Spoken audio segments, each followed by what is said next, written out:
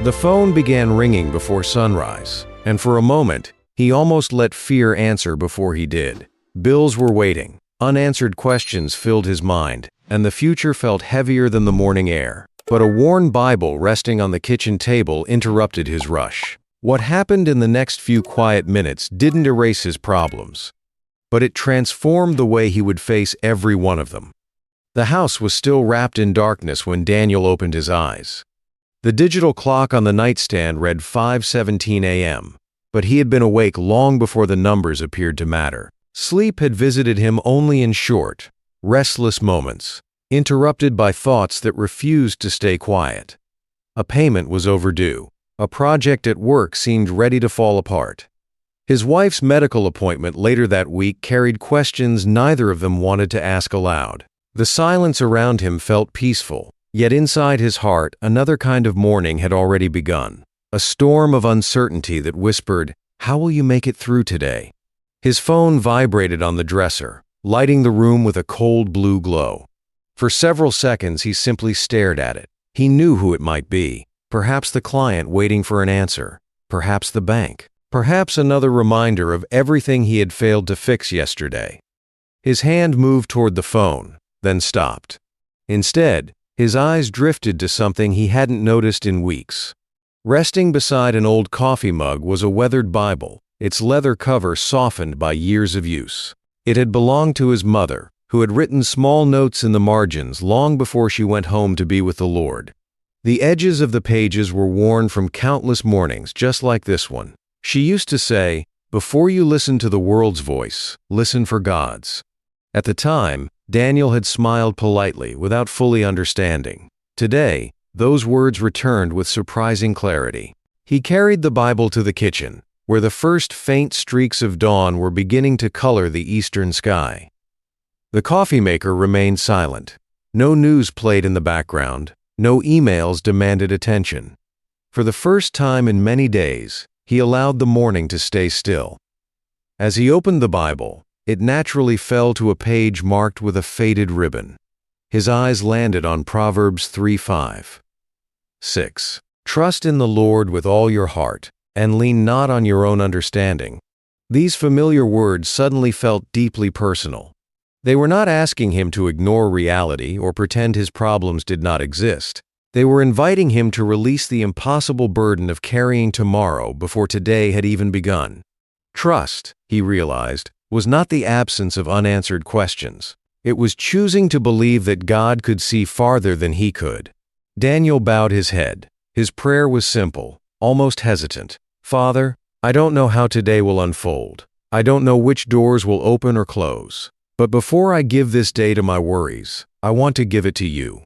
Walk with me when I cannot see the next step. Keep my heart steady when fear tries to speak louder than your promises." The room remained quiet, yet something inside him shifted.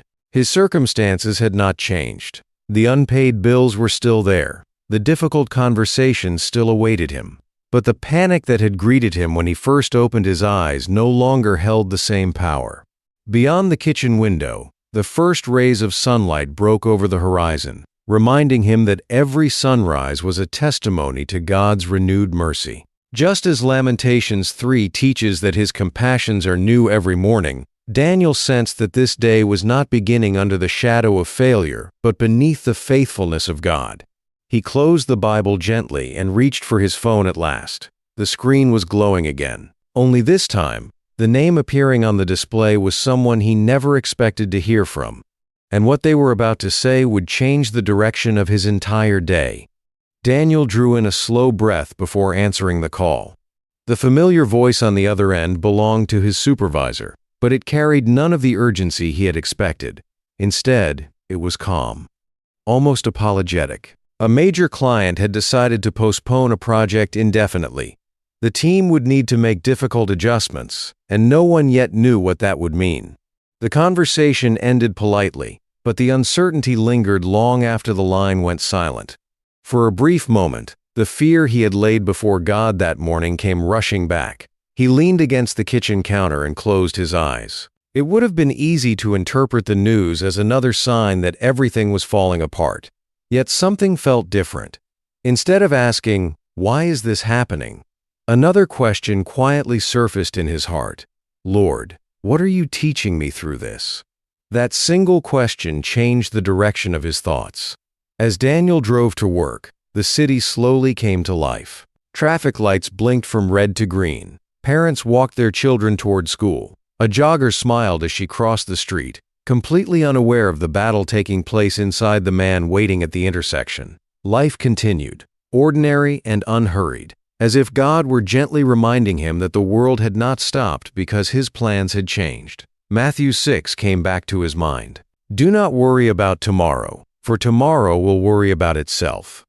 Jesus spoke those words to people who understood hardship, uncertainty, and daily needs. The invitation was never to ignore responsibility, but to refuse giving anxiety the authority that belongs only to God. Daniel realized he had spent weeks living in tomorrow, carrying burdens that today's strength was never meant to hold. The morning unfolded differently than he expected. Instead of rushing from task to task, several meetings were canceled because of the postponed project.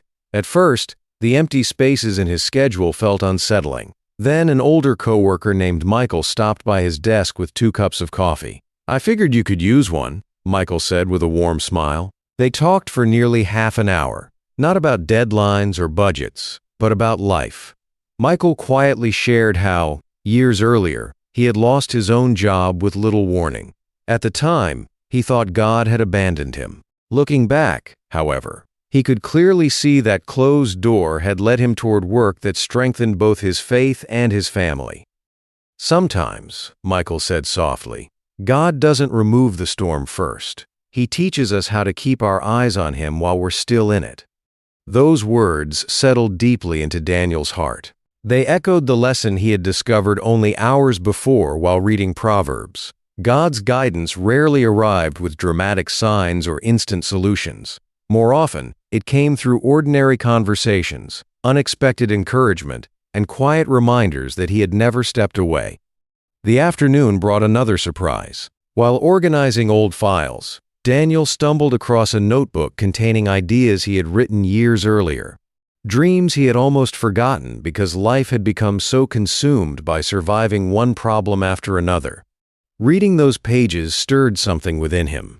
Perhaps the delay in today's project was not simply an interruption. Perhaps it was creating space for something God had been preparing long before Daniel even noticed. As he looked out the office window, sunlight poured through the glass, illuminating the room with a gentle warmth. His problems had not disappeared. The future was still uncertain. Yet the fear that had once dominated every thought was steadily losing its grip, replaced by a quiet confidence that God's presence was enough for this moment. Just before leaving work, another notification appeared on his phone. It wasn't from the bank or the client. It was an email from someone he hadn't spoken to in nearly 3 years. An unexpected message carrying an opportunity he had prayed for long ago, one he believed had slipped away forever.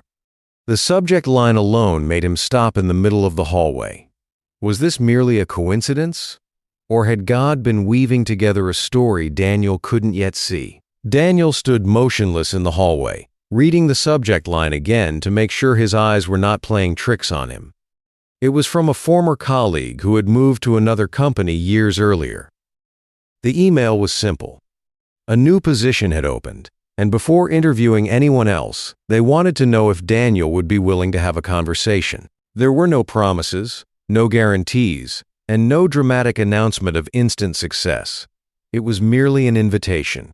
Yet, after everything that had happened that day, it felt like a gentle reminder that God had been working long before Daniel could recognize His hand.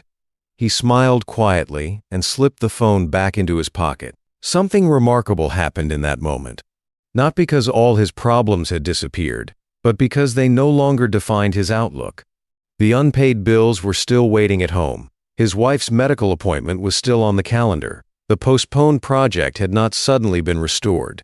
But fear was no longer sitting in the driver's seat. Hope had taken its place. As Daniel drove home beneath the golden light of the evening sky, he reflected on how differently the day could have unfolded. Had he begun the morning by surrendering to panic, Every conversation might have sounded like bad news. Every delay might have felt like another defeat. Every closed door could have become evidence that God had forgotten him. Instead, because he had chosen to place the first moments of his day into God's hands, he found himself noticing quiet blessings that would have otherwise gone unseen. A friend's encouragement, unexpected time to breathe, forgotten dreams rekindled, and a heart that remained steady even when circumstances refused to cooperate. He remembered the promise found in Isaiah 41:10, "Do not fear, for I am with you." These words were spoken to people facing uncertainty and overwhelming challenges. God's promise was not that his children would never experience difficulty. His promise was his presence. He would strengthen them, uphold them, and remain faithful when their own strength was not enough. Daniel realized that this had been the greatest miracle of the day. God had not simply changed events around him, he had transformed the condition of his heart. When he arrived home, his wife greeted him with a gentle smile. They sat together on the front porch as the last rays of sunlight faded into evening. Instead of talking first about finances or unanswered questions, Daniel shared the story of his morning. The old Bible, the passage from Proverbs, the unexpected conversation with Michael, and the email that had arrived at just the right moment. His wife listened quietly before taking his hand. "Maybe," she whispered, "God wanted us to remember that his faithfulness isn't measured by how easy our day becomes. It's measured by the fact that he never leaves us while we're walking through it." The words settled over them like a peaceful breeze. Neither of them knew exactly what tomorrow would bring, but for the first time in weeks, they were no longer trying to control tomorrow before it arrived. They simply thanked God for today. That night, before turning out the lights, Daniel opened his mother's Bible one more time. This time his eyes rested on Lamentations 3:22-23. "Because of the Lord's great love we are not consumed, for his compassions never fail. They are new every morning." He understood those verses differently now. Every sunrise is more than the beginning of another day. It is an invitation to trust again, to hope again, and to discover that God's mercy has already arrived before we even open our eyes. The next morning would surely bring new responsibilities, fresh decisions, and challenges yet unknown. But Daniel also knew something he had nearly forgotten. The God who created the sunrise would already be waiting there before the day began, and that truth was enough.